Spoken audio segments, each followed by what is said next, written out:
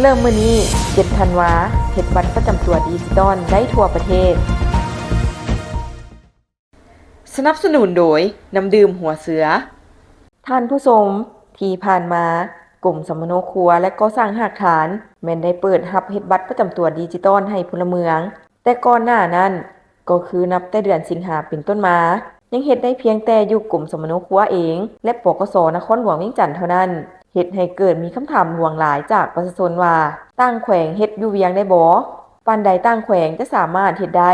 มันไกลโพดบ่สะดวกเดินทางมาต่างๆนานาซึ่งตอนนี้แม่นโครงการปกส.ทั่วประเทศพร้อมแล้วที่จะเฮ็ดบัตรประจำตัวแบบดิจิตอลกรมสื่อมวลชนปกส.รายงานโดยอิงตามข้อตกลงว่าด้วยการจัดตั้งและเคลื่อนไหวของกรมคุ้มครองสมโนครัวและก่อสร้างหลักฐานฉบับเลขที่945/ปกส.ลงวันที่3 พฤษภาคม 2025เพื่อปฏิบัติตามแจ้งการฉบับเลขที่8719/คกท.ลงวันที่16 ธันวาคม 2025เรื่อง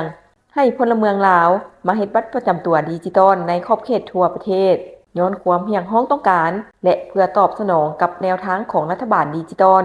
เศรษฐกิจดิจิตอลและสังคมดิจิตอลและเพื่อให้ง่ายต่อการยั่งยืนตัวตนของพลเมืองดังนั้นกระทรวงป้องกันความสงบกลุ่มคุ้มครองสมโนครัวและก่อสร้างหลักฐานขอแจ้งให้บรรดาทานพนักงานรัฐกรทหารตำรวจและพ่อแม่ประชาชนลาวบรรดาเผ่าในขอบเขตทั่วประเทศ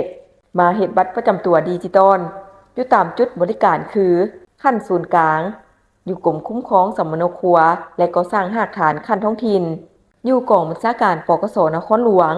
บรรดากองบัญชาการปกส.แขวงบรรดากองบัญชาการปกส.เมืองนคร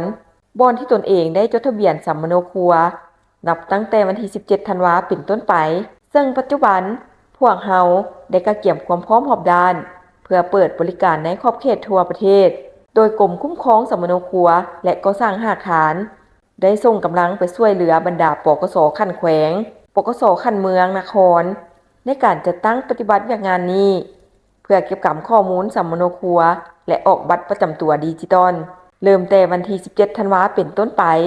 ในนั้นเอกสารที่จำเป็นสำหรับการขอออกบัตรประจำตัวของพลเมือง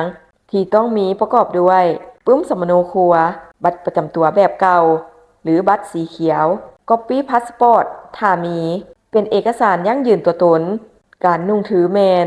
นุ่งเสื้อสุภาพมีคอยกเว้นเสื้อสีขาว